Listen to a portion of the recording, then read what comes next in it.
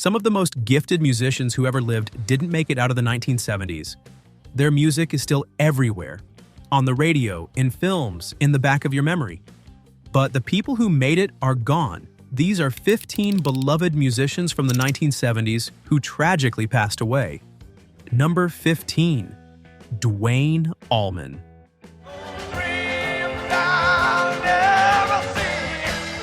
On the afternoon of October 29, 1971, Duane Allman rode his Harley-Davidson Sportster along Hillcrest Avenue in Macon, Georgia. He had just stopped by his bandmate Barry Oakley's house to wish Oakley's wife a happy birthday. It was the kind of quiet October afternoon that gives no warning of what's coming. A flatbed truck carrying a lumber crane stopped suddenly in front of him. Allman swerved, struck the back of the truck, was thrown from the motorcycle, and the bike landed on top of him, skidding another 90 feet with him pinned underneath. He made it to Middle Georgia Medical Center alive, survived 3 hours of emergency surgery, and then was gone. He was 24 years old. What makes the loss so staggering is the moment it happened. The Allman Brothers Band had just recorded at Fillmore East, a live double album that many still consider one of the greatest concert recordings ever made. It had gone gold while the band was still on the road. They were preparing for a new East Coast tour. Duane had also spent 2 days in the studio with Eric Clapton the previous year, recording the Layla album, a session that produced guitar work that remains some of the most celebrated in rock history.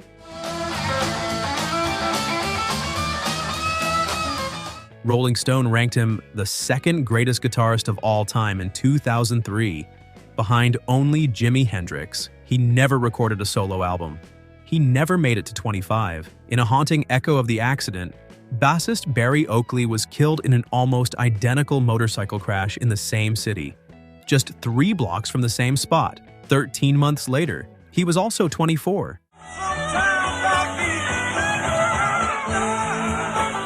Number 14, Jim Croce. Like the singing bird and the croaking toad. Jim Croce had spent most of the late 1960s and early 1970s playing small clubs, driving between gigs, and watching his recording career go nowhere. He and his wife Ingrid had struggled financially for years before he finally caught a break. His 1972 album, You Don't Mess Around with Jim, broke through, and by 1973, he was one of the most popular singer-songwriters in the country. He had 3 #1 singles that year alone.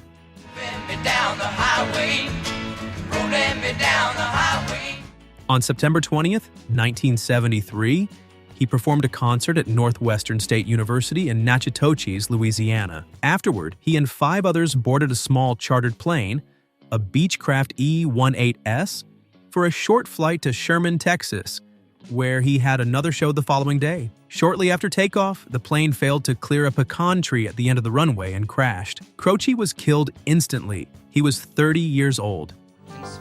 His son, A.J. Croce, was 8 days shy of his 2nd birthday at the time. What Croce had accomplished in roughly 18 months of mainstream success was remarkable. But it was only a beginning. He had told friends and journalists that he planned to stop touring soon, that the road was wearing him down and he wanted to be home with his family. He never got the chance. He was buried in Haverford, Pennsylvania, and posthumous releases of his recorded work continued to sell for years afterward. I got a dream. I got a dream. Number 13, Gram Parsons.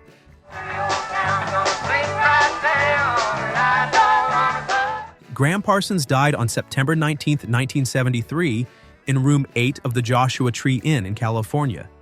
He was 26. The official cause of death was listed as drug toxicity, a combination of morphine and alcohol.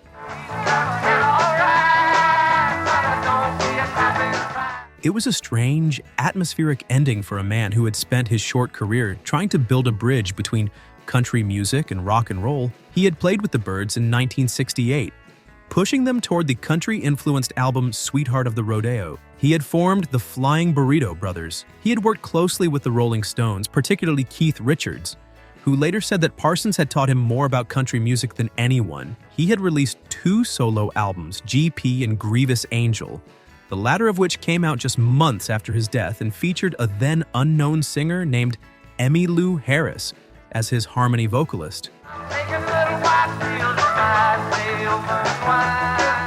What followed the death was unusual even by the standards of rock mythology. His road manager Phil Kaufman and a friend drove a hearse to Los Angeles International Airport, intercepted Parsons' coffin before it could be flown back to Louisiana for burial, and transported it to the Joshua Tree Desert, where they attempted to cremate it at a site called Cap Rock. The improvised cremation was only partial, and both men were later cited, though not convicted of any serious crime, since there was no law at the time in California against stealing a corpse. His influence on what became Americana and alt country is enormous, but he barely lived long enough to see the seeds take root. Number 12. Paul Williams of The Temptations.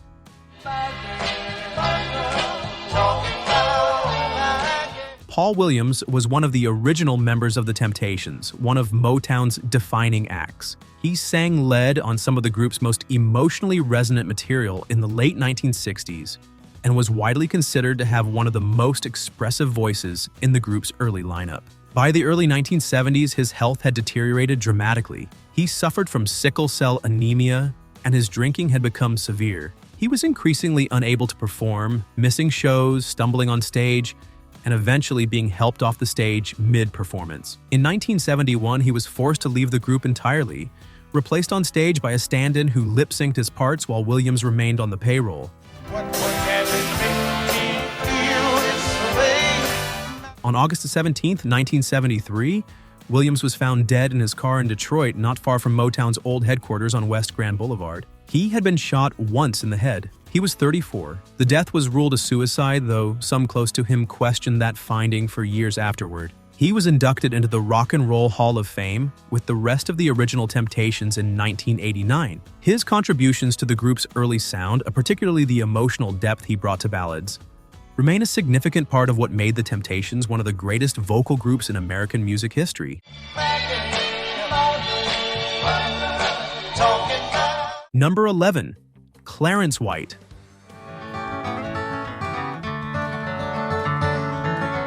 Clarence White was one of the most gifted acoustic and electric guitarists of his generation, best known for his years with the Byrds during their later country rock period from 1968 to 1973. His work on the B-bender guitar, a device he co-invented with Gene Parsons that allowed the instrument to bend a single string to mimic a pedal steel, was genuinely innovative, something that hadn't existed before and influenced country and rock guitar playing for decades.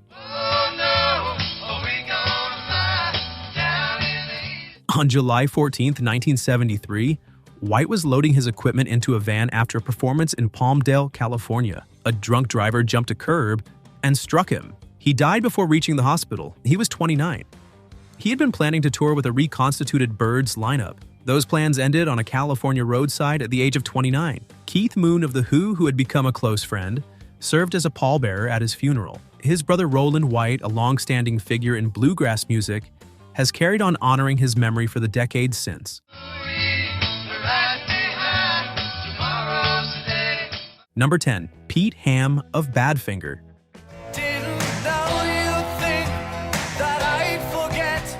Badfinger was one of the most genuinely talented bands to emerge from the early 1970s. Signed to Apple Records, the label founded by the Beatles, they produced a string of albums between 1970 and 1974, No Dice, Straight Up, Ass, and Wish You Were Here, that were critically admired and commercially successful enough to make the band a real presence in the music of the era. Paul McCartney co-produced their breakthrough hit. George Harrison produced their work as well. The band's principal songwriter, Pete Ham, was considered one of the finest melodic composers of his generation. What destroyed Badfinger had nothing to do with talent.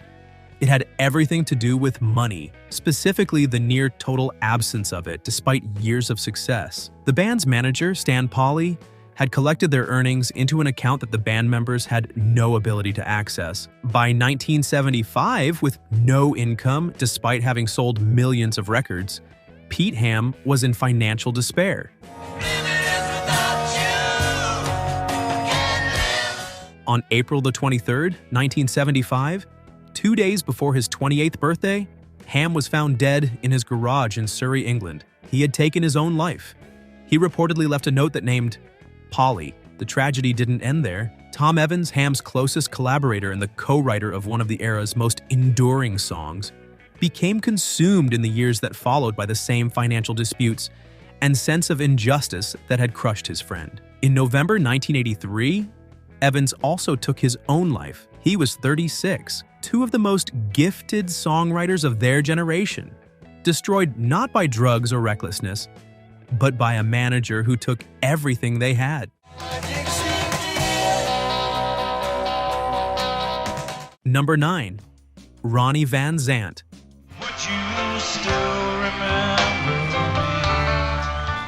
Lynyrd Skynyrd had been climbing steadily through the early and mid-1970s, building one of the most devoted audiences in American rock. By October 1977, they were at the height of their popularity, 5 shows into what was shaping up to be their biggest tour. Their 5th studio album, Street Survivors, had been released just 3 days earlier. On October 20th, 1977, the band boarded a chartered Convair CV-240 in Greenville, South Carolina, for a flight to Baton Rouge, Louisiana. The plane was a 1948 model, visibly past its prime. Several band members had expressed serious reservations about the aircraft. One of the engines had been seen shooting flames on a flight just 2 days prior. Multiple members later said they had a bad feeling from the moment they got on board.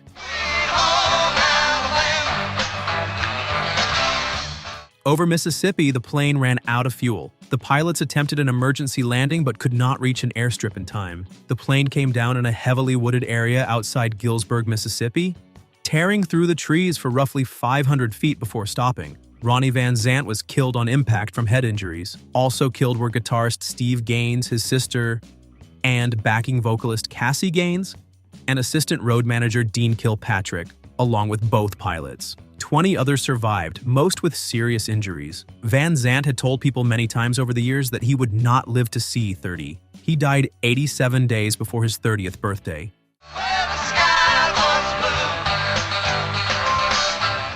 Number 8. Elvis Presley.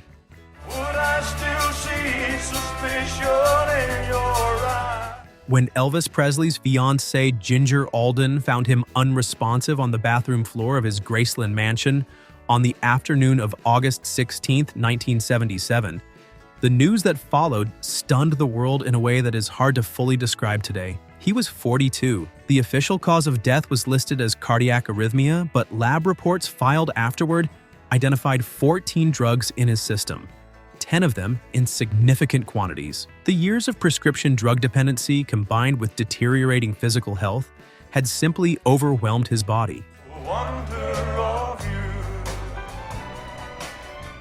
The tragedy of Elvis Presley in the 1970s is inseparable from the decade itself. The man who had changed American music in the 1950s, who had come roaring back with his 1968 television special, who had broken records with his early Las Vegas performances, spent the middle years of the 1970s in visible decline. The weight gain was impossible to ignore. The performances became unpredictable. Former bodyguards published a book in early August 1977, detailing his drug use, a book he had desperately tried to stop. And he read it in the weeks before he died. In the 7.5 months before his death, his personal physician, Dr. George Nikopoulos, had prescribed him at least 8,805 pills, tablets, vials, and injectables. For the 2 years before that, the total was close to 19,000. The system around Elvis had been enabling his destruction for years, and by August 1977, there was nothing left to enable. We can't go on together, we're suspicious. Number 7. Marc Bolan.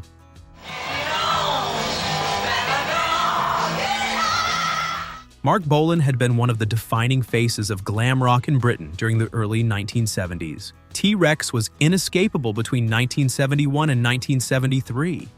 Hit after hit, constant television appearances, screaming fans in a way that Britain hadn't seen since Beatlemania. Bolan had an instinct for melody and image that made him seem almost unstoppable. But by the mid-1970s, the hits had slowed, tastes were changing, and Bolan struggled to adapt. He battled weight gain and alcohol dependency through much of the middle of the decade.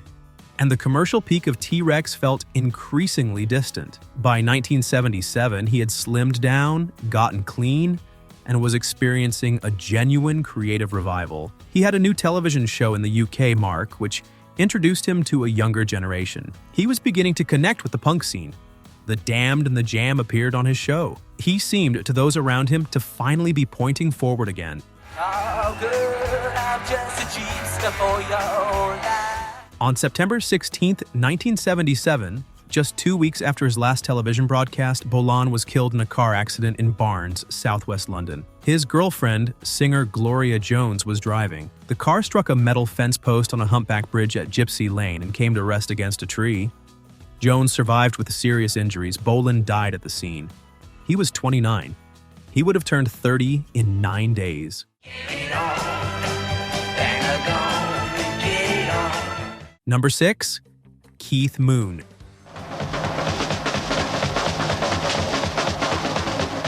Keith Moon was, by almost any measure, the greatest rock drummer who ever lived. His style was unlike anything before or since. He treated the drum kit not as a timekeeper, but as a lead instrument, a constant eruption of fills, crashes, and perfectly chaotic energy. He was also the most reliably destructive personality in rock and roll, a man whose offstage antics, exploded toilets, cars in swimming pools, hotel rooms left in ruins, had become their own kind of legend. By the late 1970s, the antics were masking something darker. Moon had moved to Los Angeles and the drinking had accelerated beyond what even he could sustain. His weight had increased.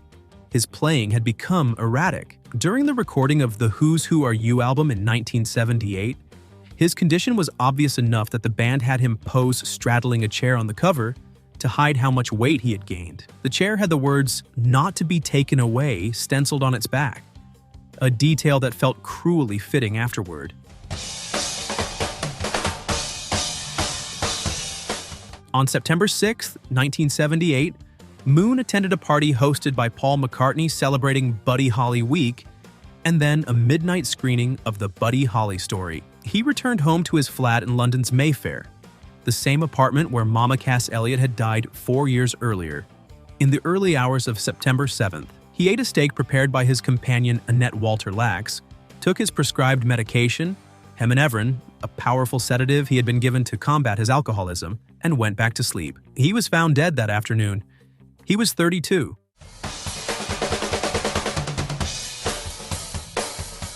Number 5. John Lennon. Imagine there's no heaven.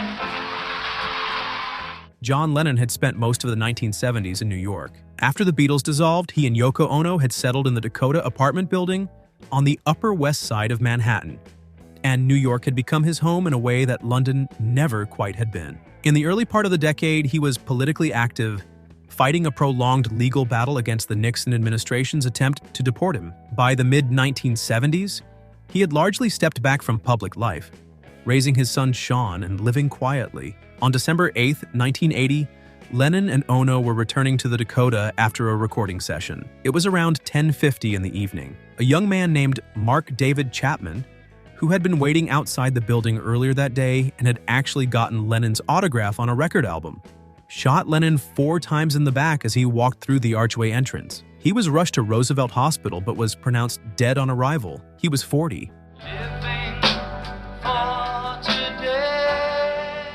Chapman had been waiting outside the Dakota for hours, having already encountered Lennon earlier. He remained at the scene after the shooting and was still there when police arrived. He offered no resistance. The shock was immediate and worldwide. Radio stations switched programming. Crowds gathered outside the Dakota by the thousands. In Central Park, just across the street, people stood in silence. A week later, Ono asked for 10 minutes of global silence in Lennon's memory. In cities across the world, people stopped.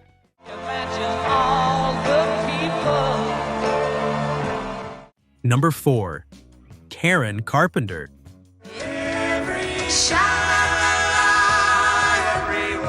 Karen Carpenter had one of the most naturally beautiful voices in popular music history. Her range, her tone, her phrasing, musicians and producers who worked with her during the 1970s returned to the same words again and again: effortless, perfect, once in a generation. Together with her brother Richard, the Carpenters became one of the best-selling acts of the decade. Their records were everywhere in the early and middle years of the 1970s.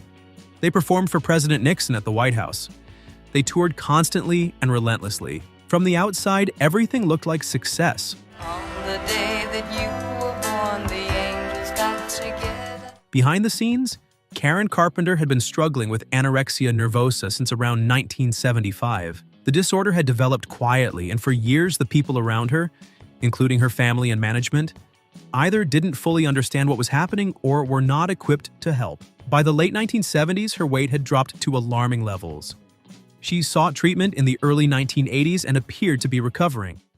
They long to be close to you. Number 3. Marvin Gaye. What's going on? What's going on? What's going on? Marvin Gaye had navigated the 1970s in ways that few artists could have. After the enormous critical and commercial success of What's Going On in 1971, he had pushed himself and the Motown label into places that neither had been before. He followed that album with Let's Get It On in 1973, an album of a completely different kind that was equally successful. He continued recording and performing through the rest of the decade, though his personal life became increasingly turbulent. A difficult marriage ending in divorce, tax problems, cocaine use, and a prolonged period spent in Hawaii and Belgium attempting to pull himself together. By the early 1980s, he had returned to the United States and released Midnight Love in 1982, which produced a major hit and appeared to mark another creative comeback.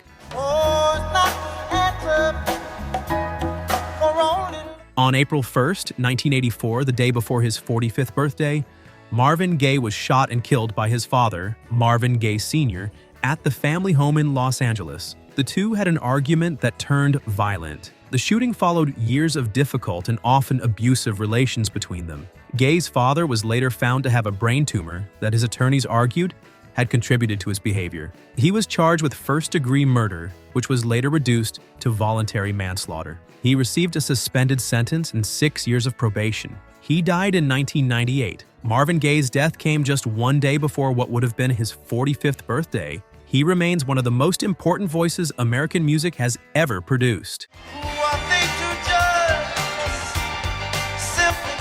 Number 2. Lynyrd Skynyrd's Steve Gaines and Cassie Gaines.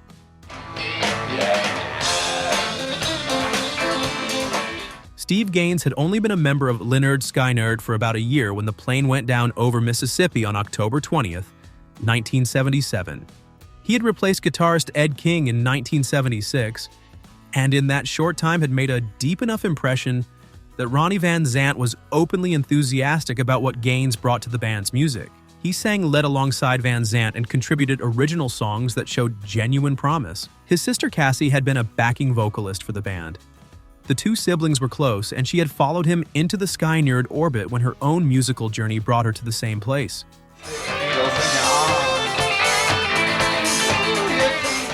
Both were killed in the crash, along with Van Zant, the two pilots, and the band's assistant road manager. Cassie was 29. Steve was 28. Their deaths alongside Van Zant's made the October 1977 crash not just the loss of Lynyrd Skynyrd's singer, but the elimination of an emerging musical force that had barely had time to show what it might become. The band did not perform for a decade afterward.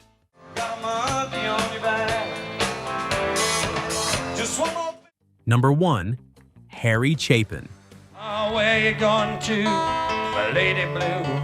It's a shame. Harry Chapin was one of the most socially committed musicians of the 1970s. Between his music, narrative folk rock songs that told complete stories in the space of a few minutes, and his relentless advocacy for hunger relief, he was a genuinely unusual figure in an era not short on performers who claimed a conscience. His most well-known song reached number 1 in 1974, and he continued recording and performing through the rest of the decade. But what distinguished him from most of his contemporaries was what he did with his time and earnings off the stage. He co-founded the organization that eventually became Why Hunger, testified before Congress multiple times on hunger and poverty, and gave roughly a third of his concert performances as benefit shows. President Carter appointed him to a presidential commission on hunger. I used to take her home in my car. We learned about... On July 16, 1981, Chapin was driving his 1975 Volkswagen Rabbit on the Long Island Expressway on the way to a free benefit concert in Eisenhower Park. Near exit 40, the car slowed suddenly and was struck from behind by a tractor trailer. The Rabbit's gas tank ruptured and the car caught fire. Chapin was pulled from the wreck by the truck driver but died shortly after at Nassau County Medical Center.